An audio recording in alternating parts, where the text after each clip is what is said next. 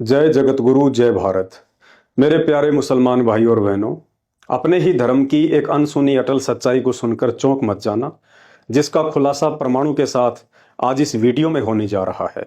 प्रिय दर्शकों, परम पूज्य संत रामपाल जी भगवान के चरणों की धूल मुझ मानव धर्मी पवन दास के वीडियो देखने से पहले अपनी आंखों से हिंदू मुस्लिम वाला शैतानी चश्मा उतार दिया करो, क्योंकि मैं सिर्फ एक ही धर्म को मानता हूं जो दुनिया का पहला धर्म है, जिसका नाम है आदि सनातन मानव धर्म। और इसी आदि सनातन मानव धर्म से 3200 वर्ष पहले हिंदू धर्म, बौद्ध धर्म, 2500 वर्ष पूर्व ईसाई धर्म, 1400 वर्ष पूर्व इस्लाम धर्म, 600 वर्ष पूर्व सिख धर्म और लगभग 550 वर्ष पूर्व जैन धर्म का निकास हुआ। और ये जितने भी नकली धर्म हैं, सब के सब पाखंड, आडंबर और मनमानी भक्ति साधना की कच्ची नींव पर टिके हुए हैं। इसलिए जब भी आप मेरे वीडियो देखें तो किसी धर्म, मजहब या जाति से जोड़कर ना देखें। ना ही मैं किसी धर्म, मजहब या जाति विशेष के लोगों को टारगेट करके वीडियो बनाता हूं। मैं सिर्फ अपने गुरुदेव के आशीर्वाद से समाज में भक्ति के नाम पर फैल रहे आडंबर व पाखंड को जनमानस के सामने लाकर रखता हूं, फिर चाहे वो हिंदू समाज हो या मुस्लिम समाज हो। इसलिए वीडियो देखने से पहले आप चाहे हिंदू हैं या मुसलमान, अपनी नजर और नजरिया दोनों साफ रखें। मैं जो भी बात अपने वीडियो में कहता हूं या कहूंगा, उसका पुख्ता प्रमाण भी दूंगा, क्योंकि परम पूज्य संत रामपाल जी महाराज जी के भगत सोशल मीडिया पर दुनिया वालों की तरह पैसे और पब्लिसिटी बटोरने की भूख में समाज को गुमराह नहीं करते हैं। तो बात चल रही है उस पाखंड और आडंबर की, जिसे भेड़ चाल की तरह देखा देखी में मुसलमान समाज सदियों से फॉलो करता आ रहा है। जिस पाखंड का नाम है सुन्नत या खतना करवाना, मूछ कटवाना और सर पर टोपी पहनना, जबकि इसके पीछे की हकीकत से वर्तमान का कोई भी मुसलमान परिचित नहीं है कि इस्लाम धर्म में सुन्नत करवाने, मूछ कटवाने और टोपी पहनने की शुरुआत कब, क्यों और कैसे हुई थी। वह औरत कौन थी जिसने गुस्से में आकर सजा के तौर पर अपने नौकरों से हजरत मोहम्मद के लिंग का आगे का पूरा हिस्सा ही कटवा दिया था। जिस औरत ने बेइज्जत करने के लिए सामान्य व्यक्ति की तरह लंबी लंबी दाढ़ी मूछ रखने वाले हजरत मोहम्मद की मूछें कटवा दी थी। जिस औरत ने बेइज्जत करने के लिए हिंदुओं की तरह लंबी चोटी रखने वाले हजरत मोहम्मद की चोटी कटवा दी थी। जिसके बाद अपनी बेइज्जती के डर से शर्मिंदा होकर खुद हजरत मोहम्मद ने इस घटना पर पर्दा डालकर अपने अनुयायियों से इस्लाम की दीक्षा से पहले सुन्नत करवाने, मूछ कटवाने और टोपी पहनने की एक परंपरा शुरू करवा दी, ताकि हकीकत से पर्दा ना उठ जाए। वरना हजरत आदम से लेकर हजरत मोहम्मद से पहले जितने भी रसूल, नबी, पैगंबर और मुसलमान इस्लाम धर्म में पैदा हुए हैं, एक का भी नाम बता दो जिसने सुन्नत करवाई हो, मूछ कटवाई हो या टोपी पहनकर नमाज अदा की हो। या मुसलमान समाज की किसी भी पुस्तक, कुरान, तौरेत, जबूर या इंजिल में कहीं भी लिखा हुआ हो कि एक सच्चे मुसलमान के लिए सुन्नत करवाना, मूछ कटवाना या सिर पर टोपी पहनना अल्लाह का कोई फरमान हो। यकीन ना हो तो आप मुसलमानों के द्वारा बनाई गई हजरत मोहम्मद की किसी भी फोटो को देख लीजिए, जो सर पर साफा पहने हुए ही दिखाए गए हैं, ना कि टोपी पहने हुए, जिनकी मूछें भी एक सामान्य व्यक्ति की तरह लंबी लंबी हैं, ना कि वर्तमान के 5 वक्त के किसी नमाजी मुसलमान की तरह कटी हुई हैं। भाई और बहनों, धार्मिक गुरुओं की नासमझी और अज्ञानता के कारण पाखंड, आडंबर और मनमाना आचरण वर्तमान में हर धर्म में अपनी जड़ें जमा चुका है। परंतु अब युग परिवर्तन का समय है। बहुत जल्द दुनिया के सभी धर्म एक ही धर्म में विलीन हो जाएंगे, जिसे आदि सनातन मानव धर्म कहते हैं। और यह कार्य बहुत जल्द 2028 के बाद प्रकृति अपने आप ही कर डालेगी। उसे किसी मुल्ला, मौलवी, धर्मगुरु या राजनेताओं से इजाजत लेने की जरूरत नहीं पड़ती है, और ना ही प्रकृति किसी मानव निर्मित फतवे या कानून को मानती है। मैं मानव धर्मी पवन दास, परम पूज्य जगत गुरु संत शिरोमणि सतगुरु रामपाल जी परमेश्वर जी का अदना सा शिष्य, 2028 महाविनाश से पूर्व आप सभी हिंदू, मुस्लिम, सिख, ईसाइयों को सूचित कर रहा हूं कि इंसानों द्वारा निर्मित धर्म, जात पात और ऊंच नीच के पाखंड से बाहर निकलकर अपने मूल स्वरूप और आदि सनातन मानव धर्म को पहचान कर उससे जुड़ने का प्रयास करें। वरना जो लोग आज देश और धर्म को बचाने का ठेका लेकर बैठे हैं, 2028 तक स्वयं के इंसानी अस्तित्व को बचा पाना भी उनके लिए मुश्किल हो जाएगा। अतः समझदार इंसान को चाहिए कि यूट्यूब पर संत रामपाल जी महाराज के सत्संग सुने, सभी बुराइयों और विकारों को त्याग कर मानवता को अपनाएं, वरना 2028 2028 तक प्रकृति और काल पुरुष उन सभी मूढ़ इंसानों की चटनी बना डालेंगे जो अज्ञान और पाखंड की नाव पर दलदल को ही समुद्र समझकर दूसरे किनारे जाने की उम्मीद लगाए बैठे हैं। भाइयों और बहनों, अब आगे का वीडियो निष्पक्ष होकर धैर्य के साथ पूरा देखिए।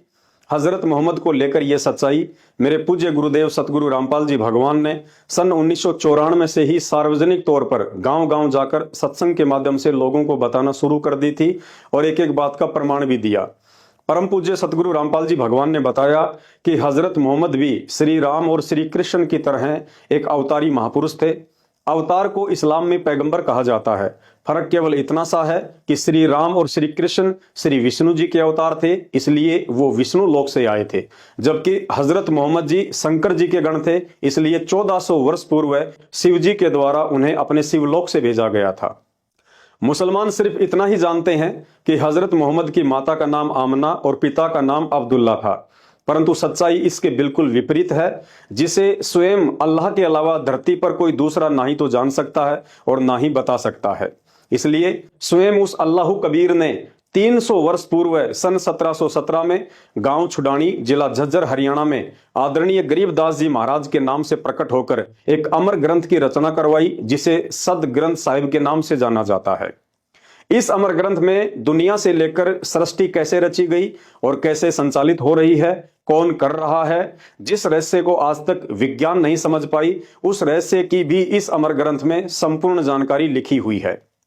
आज से लाखों वर्ष पूर्व सतयुग, त्रेता युग व द्वापर युग में क्या क्या घटित हुआ और आगे कलयुग में लाखों वर्ष बाद क्या क्या घटित होगा, उसकी भी पूर्ण जानकारी इस अमर ग्रंथ में लिखी हुई है। इस अमर ग्रंथ में 24,000 वाणियां हैं, जो चारों वेदों के श्लोकों को मिलाकर भी कहीं ज्यादा हैं। इस अमर ग्रंथ में हिंदू, मुस्लिम, सिख, ईसाई, जैनी, फारसी, यहूदी, मंगोली आदि विश्व के सभी धर्मों की जो जानकारी चारों वेद, गीता जी, 18 पुराण, कुरान, तौरेत, जबूर, इंजल, बाइबल व गुरु ग्रंथ जैसे शास्त्रों में भी नहीं लिखी हुई है, वह गूढ़ जानकारी भी आपको इस अमर ग्रंथ में लिखी हुई मिलेगी। जिस संपूर्ण शारीरिक योग क्रियाओं को महर्षि पतंजलि भी नहीं जानते थे, जिस संपूर्ण आयुर्वेद को श्री धन्वंतरी भी नहीं जानते थे और हजारों वर्ष योग समाधि में लीन रहकर ब्रह्मा और शंकर भी जिस ब्रह्मांड के रहस्य को नहीं समझ पाए, उस गुप्त रहस्य को भी अल्लाह ने इस अमर ग्रंथ में लिखवाया हुआ है। इस अमर ग्रंथ पर जिस दिन वैज्ञानिकों की नजर पड़ेगी, उस दिन उनके होश उड़ जाएंगे। विज्ञान और वैज्ञानिक इस अमर ग्रंथ के ज्ञान के आगे अपने आप को बहुत ही बौना महसूस करेंगे, क्योंकि इस अमर ग्रंथ में आध्यात्मिक क्रियाओं के द्वारा दुनिया के सबसे विषाक्त जहर को भी गंगा जी के जल से कहीं अधिक शुद्ध और पीने योग्य बनाने की विधि लिखी हुई है। इस अमर ग्रंथ में किसी भी बड़ी से बड़ी प्राकृतिक आपदा को आध्यात्मिक क्रियाओं के द्वारा रोकने की संपूर्ण विधि लिखी हुई है, जैसे बाढ़, भूकंप, अतिवृष्टि या अकाल आदि गिरना। इस अमर ग्रंथ में दुनिया की किसी भी भयंकर से भयंकर रोग से पीड़ित रोगी को बिना किसी दवा और ऑपरेशन के 100% स्वस्थ करने की आध्यात्मिक विधि भी लिखी हुई है, जो रोग अभी तक दुनिया में आए भी नहीं है। बाकी एड्स, कैंसर व कोरोना जैसे वायरस आदि रोगों की तो औकात ही क्या है। साथ ही भविष्य में आने वाली किसी भी खतरनाक महामारी व भयंकर से भयंकर वायरस का समाधान भी इस ग्रंथ में लिखा हुआ है। इस अमर ग्रंथ में सृष्टि की वह मंत्र विधि भी लिखी हुई है, जिसके प्रयोग से पूर्णतया मृत इंसान के शरीर को पुनः जीवित किया जा सकता है।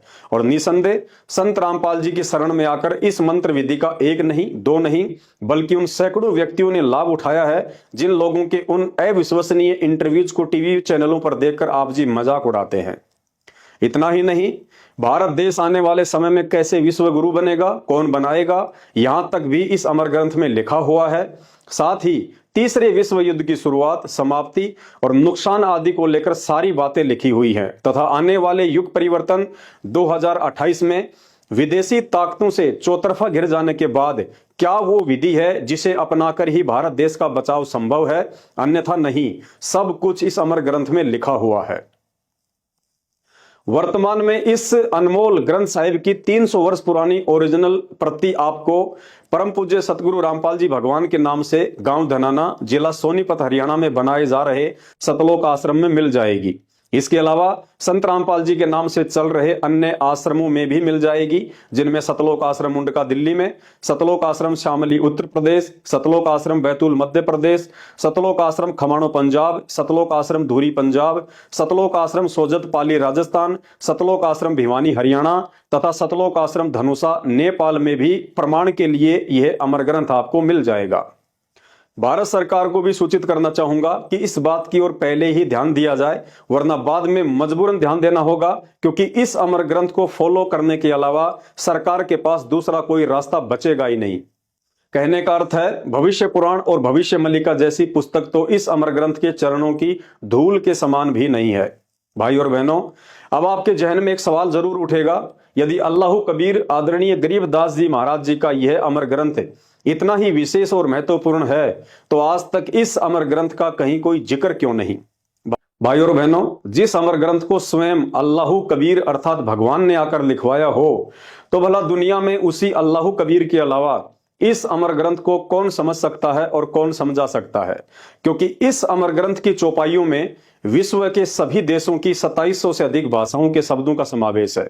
अर्थात यह अमर ग्रंथ दुनिया की 2700 से अधिक भाषाओं के शब्दों से लिखा गया है। अतः इस अमर ग्रंथ में लिखी हुई उन 24,000 चौपाइयों का अर्थ समझने और समझाने में दुनिया में अल्लाह कबीर अर्थात पूर्ण परमात्मा के अलावा धरती का कोई इंसान तो छोड़िए, स्वयं ब्रह्मा विष्णु महेश और 33 करोड़ देवी देवता भी समर्थ नहीं है। अर्थात वर्तमान में धरती पर परम पूज्य अल्लाह कबीर संत रामपाल जी भगवान ही एकमात्र वह महापुरुष है जो इस अमर ग्रंथ में लिखित रहस्यों को समझा सकते हैं और सन 1994 से अपने अनुयायियों को समझा भी रहे हैं। अब इसी अमर ग्रंथ में हजरत मोहम्मद जी के विषय में लिखी हुई सुन्नत करवाने, मूछ कटवाने और टोपी पहनने को लेकर बताई गई सच्चाई, जो परमेश्वर रामपाल जी ने सैकड़ों बार अपने सत्संगों में बताई है, ज्यों की त्यों आपके सामने पेश कर रहा हूं, ध्यान से सुनिए।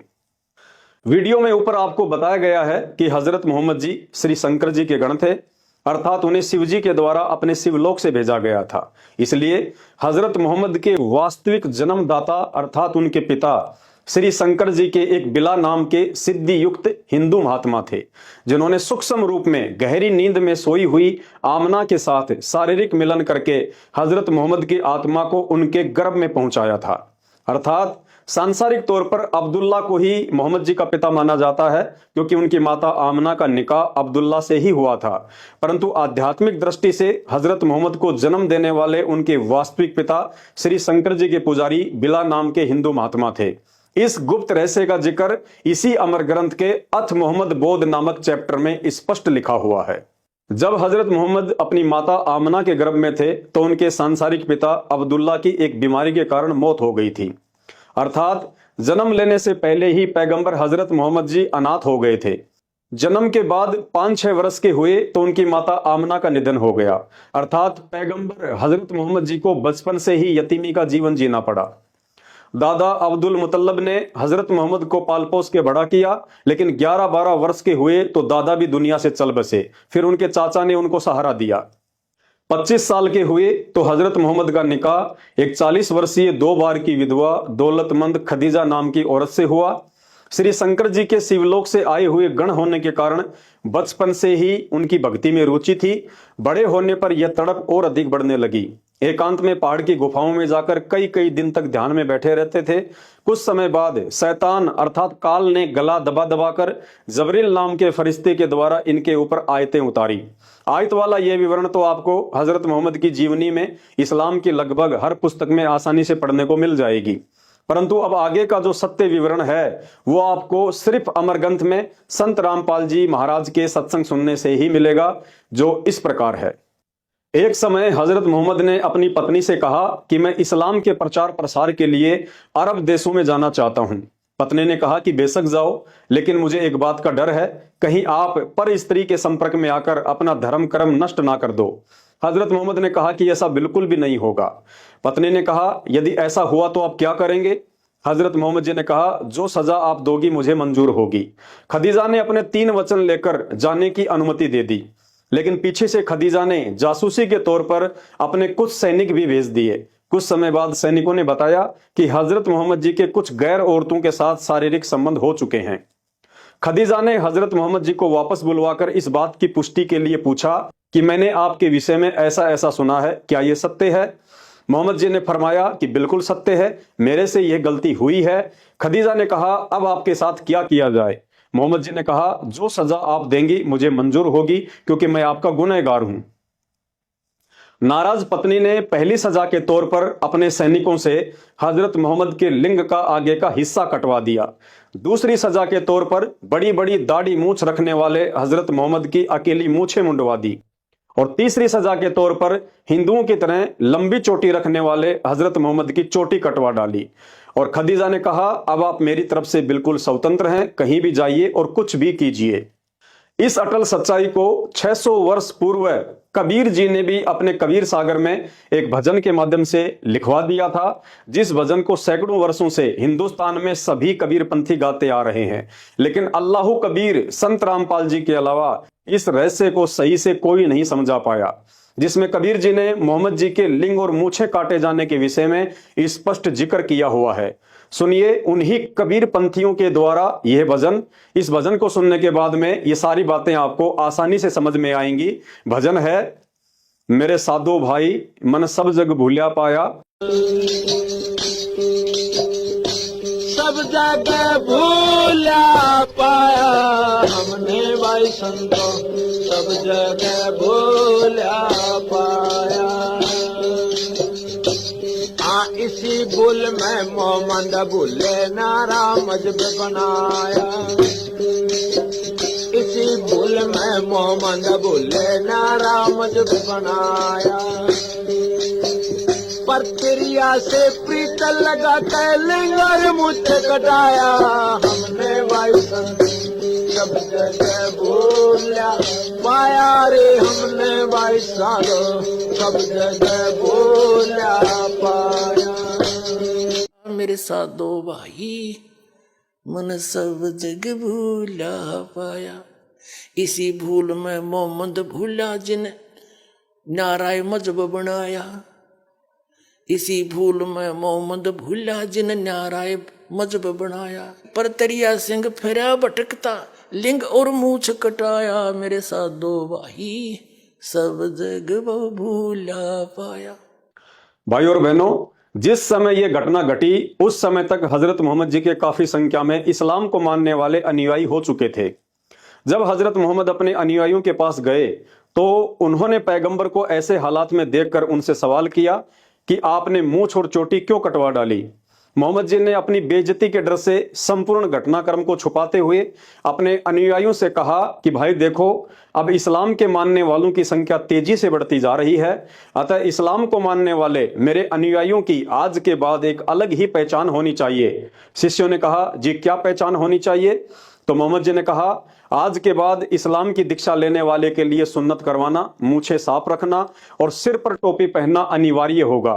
उसके बाद सभी शिष्यों ने उसी दिन से मोहम्मद जी के इस मनमुखी आदेश की पालना शुरू कर दी और वही मनमुखी आदेश आगे चलकर मुसलमान धर्म में सुन्नत करवाना, टोपी पहनना और मूछ कटवाना एक परंपरा बन गई जो अभी तक चल रहा है।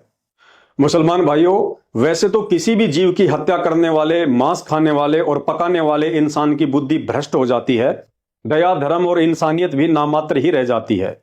फिर भी अगर जरा सी भी सोचने समझने की शक्ति शेष हो तो शांति से बैठकर कभी विचार करना।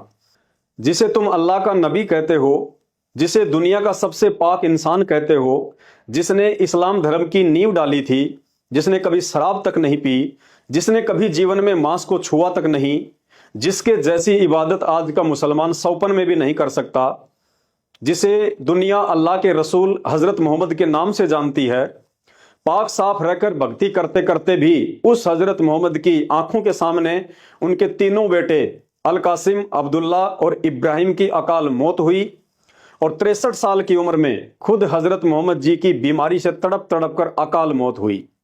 आप मुसलमान समाज के विद्वानों के द्वारा लिखी हुई यह पुस्तक जीवनी हजरत मोहम्मद सल्लल्लाहु अलैहि वसल्लम, जिसके लेखक मोहम्मद इनायतुल्लाह सुबानी, प्रकाशक हैं D307 दावत नगर, अबुल फजल एनक्लेव, जामिया नगर, नई दिल्ली, मोबाइल नंबर 26981652। चश्मा लगाकर इस पुस्तक के पेज नंबर 324 से 328 तक पढ़ लेना। 1400 वर्ष पहले जब लोग 100 वर्ष से ऊपर का निरोगी जीवन जिया करते थे, उस समय मात्र 63 साल की उम्र में अल्लाह के नबी हजरत मोहम्मद की कैसे बुखार से तड़प तड़प कर मौत हुई थी। बाप की तकलीफ देखकर बेटी हजरत फातिमा भी रो रो कर अल्लाह से यही दुआ कर रही थी कि हाय मेरे बाप की बेचैनी, हाय मेरे बाप की बेचैनी। स्पष्ट लिखा हुआ है, पढ़ लेना। तो सोचिए, यदि आज के मुसलमान की तुलना हजरत मोहम्मद से की जाए तो आज का नमाजी मुसलमान जो सप्ताह में 7 दिन जीव हत्या करता है, मांस खाता है, शराब पीता है, बीड़ी सिगरेट गुटखा खाकर नशा करता है, तो सोचिए आज के ऐसे मुसलमान का अंत क्या होगा जिसका दीन धर्म सब भ्रष्ट हो चुका है। मुसलमान भाइयों, शैतान को ही अल्लाह समझकर शास्त्र विरुद्ध भक्ति करने वाले हजरत मोहम्मद को भी अल्लाह कबीर आकर मिला था, उन्हें ज्ञान भी समझाया था, अपना सतलोक भी दिखाया था, लेकिन शैतान द्वारा भेजे गए जिब्राइल फरिश्ते के डर से हजरत मोहम्मद ने अल्लाह कबीर की सत्य भक्ति को कुछ दिन करके छोड़ दिया और उसी शैतान की आधी अधूरी भक्ति पर स्वयं भी आजीवन लगा रहा और मुसलमान समाज को भी आरूढ़ करके चला गया। नतीजा आप सबके सामने इस पुस्तक में लिखा हुआ है कि जिसका अंत इतना दर्दनाक हुआ हो वो जन्नत में कहां गया होगा। अर्थात कहावत है, जिसका यह लोक सुखी नहीं उसका परलोक कभी भी सुखी नहीं हो सकता। लेकिन दुनिया सहित आज के मुसलमानों को पुनः एक मौका देने के लिए वही अल्लाह कबीर संत रामपाल जी भगवान के रूप में साक्षात सन 1951 से धरती पर अपनी सत्य भक्ति लेकर प्रकट है। ये वही अल्लाह है जो हजरत आदम से लेकर हजरत मोहम्मद तक सभी नबियों को मिला और अपनी पूर्ण मोक्ष वाली भक्ति समझाने का प्रयास किया, लेकिन उन्होंने अपनी नासमझी के चलते उनकी भक्ति को महत्व न देकर शैतान की इबादत करते करते मरने के बाद अंत में पितरलोक में जाकर अपना जीवन बर्बाद किया। इसी पुस्तक के पेज नंबर 169 पर स्पष्ट लिखा हुआ है कि जब जिब्रील हजरत मोहम्मद को ऊपर आकाश में लेकर गया तो हजरत मोहम्मद ने देखा कि इंसानों का बाप हजरत आदम नरक में कष्ट भोग रही अपनी बुरी संतानों को देखकर वहां बैठा बैठा रो रहा है। अर्थात मरने के बाद भी हजरत आदम सुखी नहीं। उसके बाद हजरत इब्राहिम और हजरत मूसा से भी मिला जो वही पड़े पड़े अपना कर्म भोग रहे थे। अर्थात आदम से लेकर हजरत मोहम्मद तक किसी भी नबी का पूर्ण मोक्ष नहीं हुआ है। शैतान की भक्ति करके सब के सब 84 लाख योनियों के चक्कर में फंसे पड़े हैं। तुम मुसलमान कहते हो कि अल्लाह की कोई शकल सूरत नहीं है, अल्लाह का कोई आकार नहीं है, अल्लाह निराकार है, जबकि इसी पुस्तक के उसी पेज 169 पर नीचे की तरफ स्पष्ट लिखा हुआ है कि जिब्रील के साथ आप सल्लल्लाहु अल्लाह के सिंहासन के पास पहुंच गए और आपकी उम्मत पर 50 नमाजें फर्ज हुई। मुसलमान भाइयों, जरा दिमाग लगाओ, यदि अल्लाह का कोई आकार नहीं है और निराकार है तो निराकार अल्लाह को बैठने के लिए भला सिंहासन की क्या जरूरत पड़ गई? क्योंकि सिंहासन तो किसी साकार व्यक्ति के बैठने के लिए ही लगाया जाता है। भाइयों और बहनों, जिसे तुम निराकार अल्लाह समझ रहे हो वो असल में शैतान है, जो वास्तव में इंसान जैसे ही शरीर वाला है, लेकिन वो अपने वास्तविक रूप में किसी के सामने नहीं आता है क्योंकि उसे अल्लाह कबीर के द्वारा एक भयंकर श्राप लगा हुआ है, जिसकी पूरी जानकारी यूट्यूब पर आप जी संत रामपाल जी के मुख कमल से शास्त्र प्रमाणित सृष्टि रचना के वीडियो देखकर ही समझ सकते हैं। दूसरा धरती पर कोई रास्ता नहीं है। अब वीडियो के अंत में देश दुनिया के तमाम मुसलमान भाई बहनों से प्रार्थना करना चाहूंगा कि इस अटल सच्चाई को स्वीकार करने के लिए 300 वर्ष पुराना और विश्व की 2700 से ज्यादा भाषाओं के शब्दों से युक्त आदरणीय गरीबदास जी के अमर ग्रंथ और जीवनी हजरत मोहम्मद नामक इस पुस्तक से बढ़कर कोई प्रमाण नहीं हो सकता। भाई और बहनों, अल्लाह अर्थात भगवान के अलावा धरती पर कोई भी ऐसा पीर पैगंबर और अवतार पैदा नहीं हुआ है जिसने अपने जीवन काल में गलतियां ना की हों, क्योंकि सृष्टि में एक अल्लाह के अलावा चाहे हिंदुओं के अवतार हो या मुसलमानों के पैगंबर, सब के सब जीव श्रेणी में हैं और शैतान अर्थात काल को ही अपना अल्लाह मानकर पूजते रहे और दुनिया से पुजवाते रहे। इस गहरे आध्यात्मिक मसले को संत रामपाल जी महाराज के द्वारा बताई गई शास्त्र प्रमाणित सृष्टि रचना को सुने बिना आप लाख जन्म भी नहीं समझ पाएंगे। विचार करो, ये धर्म और जात पात की बेड़ियां उस वास्तविक अल्लाह कबीर ने नहीं बनाई हैं, क्योंकि अल्लाह शैतान की तरह इतना निर्दयी नहीं है जो पहले इंसान बनाएगा फिर उन्हें आपस में मर मिटने के लिए धर्म और जातियों की बेड़ियों में बांध देगा। आप मुसलमान खुद ही कहते हो कि अल्लाह एक है। यदि अल्लाह एक है तो उसका धर्म भी एक ही होना चाहिए था, फिर ये 50 धर्म क्यों और किसने चलवा दिए? यह रहस्य भी संत रामपाल जी के मुख कमल से सृष्टि रचना सुनने से ही समझ में आएगा। आप मुसलमान खुद ही कहते हो कि इस्लाम धर्म अल्लाह ने बनाया है, तो भाई तुम्हारा अल्लाह इतना कमजोर कैसे हो गया जो 1400 वर्षों से इस्लाम धर्म को दुनिया का नंबर 1 धर्म नहीं बना पाया? आज भी दुनिया में तुम दूसरे नंबर पर ही खड़े हो। यह रहस्य भी संत रामपाल जी के मुख कमल से सृष्टि रचना सुनने से ही समझ में आएगा। आप मुसलमान खुद ही कहते हो कि अल्लाह एक है और उसी ने यह कायनात बनाई है, तो तुम्हारा अल्लाह इतना कमजोर कैसे हो गया जिसकी कायनात में आज दुनिया के 70% लोग उसी एक अल्लाह को मानने के बजाय तरह तरह के भगवान बनाकर उन्हें पूज रहे हैं। भाई और बहनों, ये रहस्य भी संत रामपाल जी के मुख कमल से सृष्टि रचना सुनने से ही समझ में आएगा। आप मुसलमान खुद ही कहते हो कि अल्लाह कादर है, तो भाई फिर उस कादर अल्लाह ने पूरी दुनिया के इंसानों की एक ही भाषा क्यों नहीं बनाई? अपने ही बंदों को तुम्हारे अल्लाह ने क्यों अलग अलग देश बनाकर टुकड़ों में बांट दिया, जिन टुकड़ों के लिए आए दिन दुनिया में युद्ध होते रहते हैं? भाई और बहनों, यह गुप्त रहस्य भी संत रामपाल जी भगवान के मुख कमल से सृष्टि रचना सुनने से ही समझ में आएगा। तुम्हारा अल्लाह एक है, तो क्यों उस अल्लाह ने किसी को काला तो किसी को गोरा, किसी को अमीर तो किसी को गरीब बनाकर दुनिया को 2 हिस्सों में बांट दिया? क्या अल्लाह भी इंसानों की तरह भेदभाव करता है? भाई और बहनों, ये रहस्य भी संत रामपाल जी भगवान के मुख कमल से सृष्टि रचना सुनने से ही समझ में आएगा। आप मुसलमान खुद ही कहते हो कि अल्लाह का कोई आकार नहीं है, उसे देखा नहीं जाता है और ना ही अल्लाह इंसानी रूप में धरती पर आता है। तो भाई, जो ना आता है, ना जाता है, ना दिखाई देता है, ना उसका कोई रूप है, ना आकार है, ना वो किसी से मिलता है, ना बात करता है, ना तुम्हें ये पता कि वो रहता कहाँ है, करता क्या है, खाता पीता क्या है? अरे भाई विचार करो, फिर तुम इबादत किसकी करते हो? नमाज और रोजा किसके लिए करते हो? जब वो सुनता ही नहीं है तो बंग मारकर अजान किसे सुना रहे हो? तुम्हारी तो थ्योरी और प्रैक्टिकल दोनों ही गड़बड़ हैं। भाई और बहनों, ये गुप्त रहस्य भी संत रामपाल जी भगवान के मुख कमल से सृष्टि रचना सुनने से ही समझ में आएगा। भाई और बहनों, यही कारण है कि अल्लाह की पहचान और उसकी सच्ची इबादत से दूर होने के कारण इस्लाम को चलाने वाले जिस हजरत मोहम्मद ने कभी जीवन में मांस को हाथ तक नहीं लगाया, आज वही इस्लाम जीव हत्या करने और मांस खाने में दुनिया में 1 नंबर पर पहुंच गया है।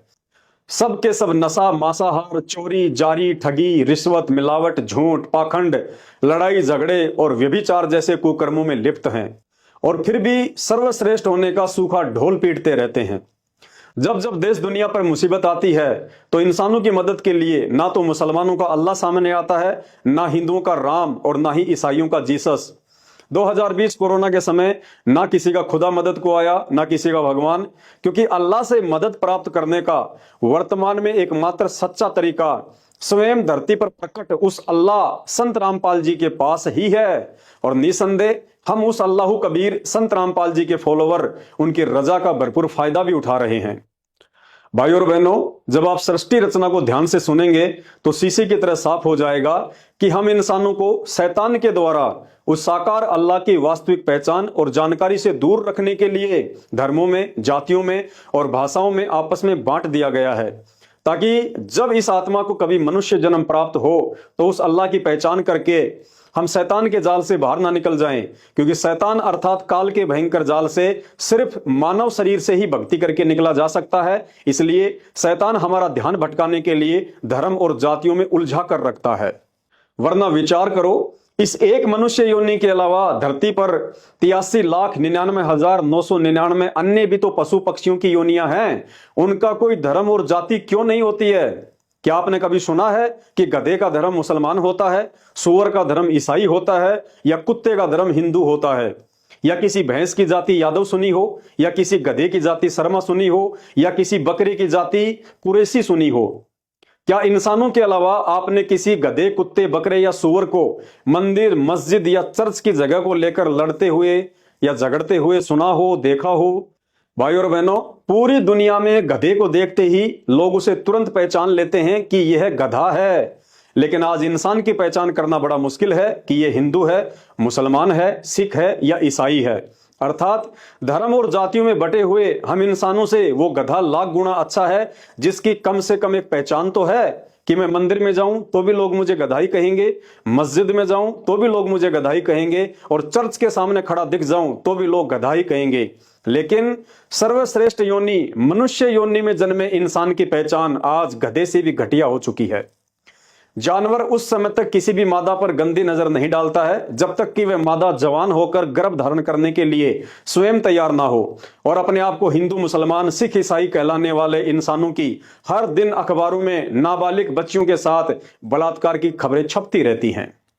भाइयों और बहनों, यह सब शैतान अर्थात काल का षड्यंत्र है। इस षड्यंत्र से तो मानव जाति की उत्पत्ति करता ब्रह्मा, विष्णु, महेश, उनके अवतार और पैगंबर भी अभी तक नहीं निकल पाए हैं। लेकिन आज मनुष्य जन्म प्राप्त करके, चाहे हिंदू हो या मुसलमान, हमारे पास मौका है कि उस शैतान के ऊपर की महाशक्ति वो अल्लाह कबीर संत रामपाल जी साक्षात धरती पर प्रकट हैं। उन्हें अपने जैसा हाड़ मांस के शरीर वाला सामान्य व्यक्ति समझकर अपने पैरों पर कुल्हाड़ी मत मारिए। आज आप उनकी शरण में आकर इस कलयुग में सिर्फ उनके द्वारा बताई गई इबादत करके ही इस शैतानी जाल से बाहर निकल सकते हैं। उसके लिए यह जरूरी है कि हमारे ज्ञानहीन पेट पुजारी, मुल्ला, मौलवी और धर्म गुरुओं के द्वारा सदियों से वेद, कुरान, पुराण, बाइबल, गीता आदि का उल्टा ज्ञान देकर जिस अज्ञान में हमें रंग दिया गया है, हमें उस अज्ञान से बाहर निकलकर निष्पक्ष होकर धैर्य के साथ कुछ दिन यूट्यूब पर परम पूज्य सतगुरु रामपाल जी भगवान जी के सत्संग सुनने की विशेष आवश्यकता है। अन्यथा शैतान के जाल में फंसे रहकर इन धर्म शास्त्रों में वर्णित आदि अधूरी साधना करते करते अगले जन्मों में गधे, कुत्ते, सुअर बनकर महाकष्ट भोगने से ना हिंदू बच सकता है, ना मुसलमान, ना सिख और ना ईसाई। बाकी आपकी अपनी मर्जी है। समझदार को संकेत ही काफी है। यदि आप संत रामपाल जी भगवान को जेल में बैठा हुआ देखकर यह सोच रहे हैं कि जेल में बैठा हुआ इंसान अल्लाह कैसे हो सकता है, तो इसमें आपकी गलती नहीं है। क्योंकि जब जब इस धरती पर स्वयं अल्लाह आता है या अपने पैगंबर या अवतारों को भेजता है, तो उस समय भी लोगों की यही सोच होती है जो आज आपकी है। जब पैगंबर हजरत मोहम्मद जी आए तो उनके विरोधी उन्हें पत्थरों से मारते थे, गालियां निकालते थे, उनका मजाक उड़ाते थे। लेकिन उनके चले जाने के बाद आज उन्हें अल्लाह का दर्जा देकर पूज रहे हैं। लेकिन अब क्या फायदा? त्रेता युग में श्री रामचंद्र जी आए तो उनको भी किसी ने भगवान का अवतार नहीं माना। खुद की सौतेली मां ने उन्हें 14 वर्ष का वनवास करवा दिया। लंका का राजा रावण उनकी पत्नी को उठा ले गया। आदि आदि कष्ट उनको आम व्यक्ति समझकर लोगों ने उस समय दिए। लेकिन उनके चले जाने के बाद आज मंदिर बनाकर उनकी पूजा की जा रही है। लेकिन अब क्या फायदा? द्वापर युग में श्री कृष्ण जी आए, जन्म लेते ही मामा दुश्मन हो गया। कभी पूतना मारने जा रही है, कभी शिशुपाल झगड़ा कर रहा है, कभी जरासिंध, काल्यावन और चानोर जैसे दुष्ट व्यक्ति उन्हें दुखी कर रहे हैं। लेकिन उनके चले जाने के बाद आज उनके मंदिर बनाकर दुनिया उन्हें पूज रही है। लेकिन अब क्या फायदा? अतः प्रार्थना है, आज हम शिक्षित हैं, सारे इतिहास हमारे सामने हैं, इसलिए वर्तमान में संत रामपाल जी भगवान के रूप में धरती पर साक्षात प्रकट परमेश्वर को ना पहचान कर पहले वाले मूर्ख इंसानों की तरह मूर्खता करने से बचें। इन सभी मानव निर्मित धर्मों से दूर रखकर समाज हित में इस वीडियो को ज्यादा से ज्यादा शेयर करें। बंदी छोड़ सतगुरु रामपाल जी भगवान की जय हो।